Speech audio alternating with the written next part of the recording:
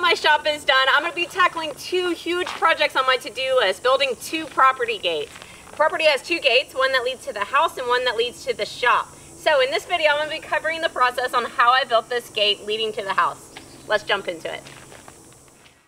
This gate will be 15 feet long and 6 feet tall and made entirely from steel, which meant I got a pretty good workout in while building it. Dang! As I don't have anything set up or built on the metal side of my shop, I built the entire thing on my shop floor. I suppose even if I had a workbench, I would have still needed to build it on the floor because of its size. I started by cutting the square tubing joints that will make up the bottom and the two sides of the main frame.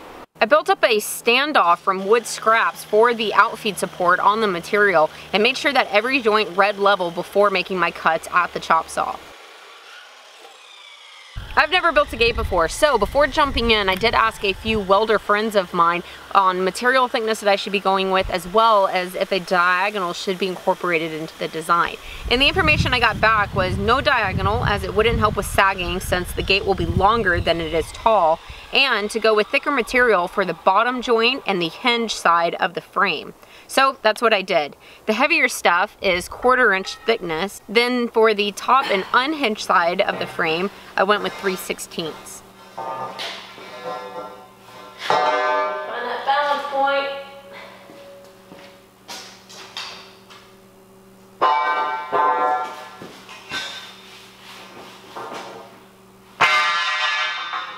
Something that will help with sagging though is the top arch incorporated into the design. Not only is this decorative, but it's also functional.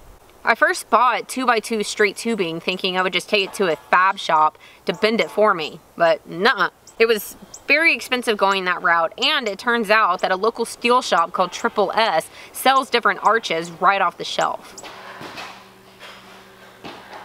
Before cutting the arches to length, I decided to weld up the bottom and the two sides first to get them in a fixed state before trying to measure for the arch. I took my time to not only get the sides completely square to the bottom, but to also make sure that the material was nice and flat to each other. I placed a few tack welds in different spots on both sides, measured everything again to make sure that it was still square and flat, and then came back to weld the three sides closed. With that stuck in place, now I felt comfortable cutting the arch. The main thing to consider here is I wanted the center of the arch to be center with the gate. I first found center on the bottom, which was very easy to do, as I just had to pull a tape across. To get center on my arch though, I pulled a tape from end to end, then used a framing square to find center on the tape, then transferred that line to the arch. Then I could use my framing square on the bottom to help line up a straight scrap board to my bottom mark. Once that was in place, I could move to the top and also align the board to the line up on the arch. Now I can go to the edges of my gate and mark the arch where it lined up to the sides of the gate. And I marked the underside of the tubing so that I could avoid doing math and figuring out the angle here.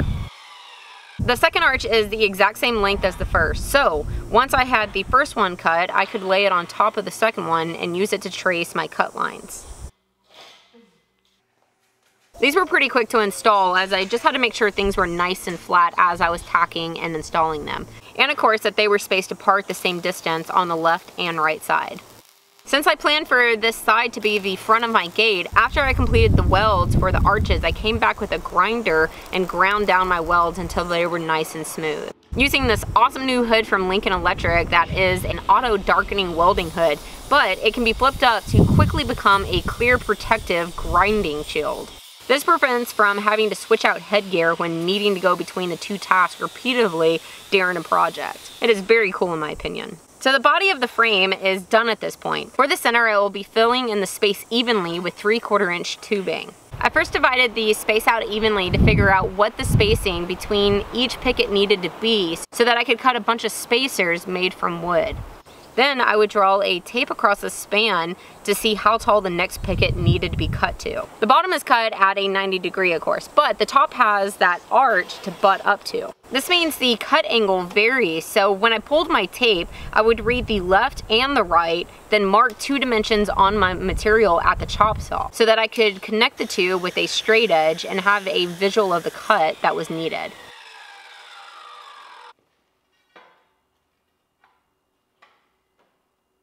And a lot of pickets were needed for the gate, which meant that this was a very time-consuming process. To speed things up, I set up 2 cutting stations so that I could keep my chop saw at a true 90 and get the bottom cut. Then I used my portaband to get those angled top cuts. Sticking the picket in my super jaws to cut it,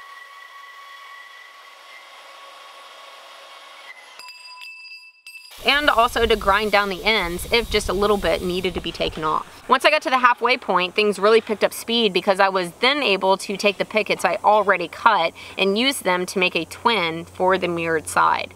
This killed the measuring step and meant I just had to pay attention to keep all the pickets in the right order.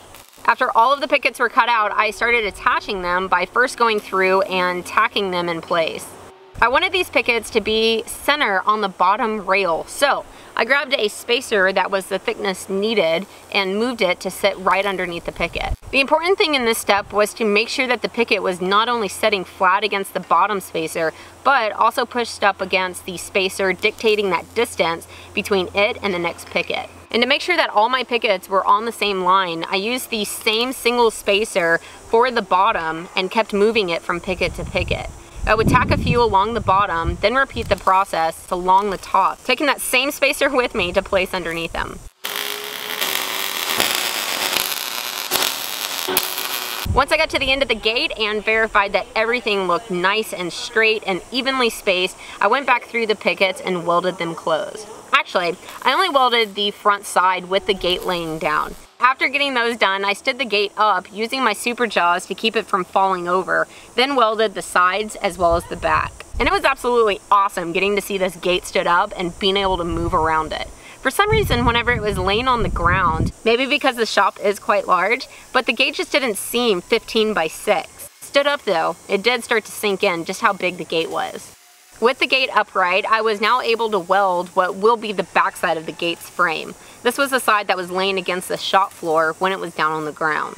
And I also capped off the end of the open square tubing.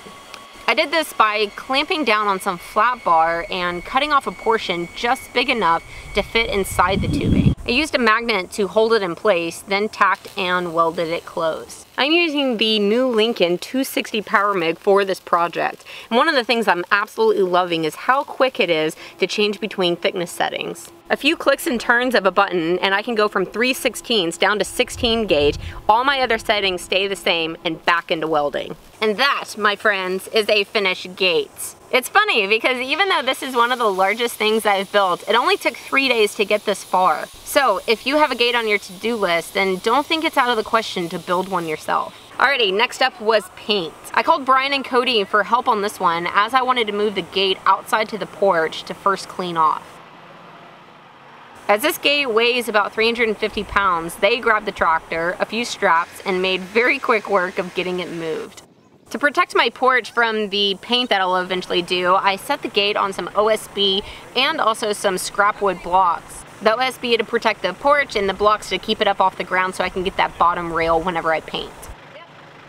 Before painting though, I gave the entire thing a good scrubbing as this material is very dirty. I filled a bucket with soap and water, then used a stiff bristle brush to go over the entire gate and get all of the mill scale off. This was not a very fun step, but had to be done. After it was clean, I let it dry, then started painting. For the gate, I went with a textured black spray paint by Rust-Oleum. This is a protective enameled paint that is fast drying, rust preventative, and is suitable for either indoor or outdoor applications. One thing you cannot see in the video, but I cannot say enough about, is the texture of this paint and how much I like it. It's like slightly gritty and bumpy, and it gives such a cool feel to it when I actually put my hands on the gate. I started by painting the fast and easy part of the gate, which is the frame. Then I moved over to the pickets. The technique I found to work the best as far as moving quickly and making it look nice is to start at the bottom and then stand up while holding down the trigger. Once you get into a groove, it becomes easy to keep your spraying line straight and in line with the picket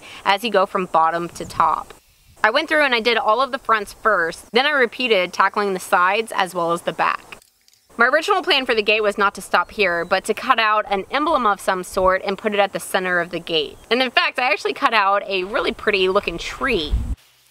To do this, I first found a tree image that I liked on the internet, took the image to an Office Depot and had them print it off to the size I wanted for the gate. I placed packing tape over the entire front of the image just to give the paper a little bit of rigidity, as I wanted to turn this image into a stencil. I cut it out with an X-Acto knife, then laid that on top of some 16 gauge flat steel that I had. As you can see, I just traced it out, and then whenever I removed the stencil, I now have a tree that I could cut out using my plasma cutter.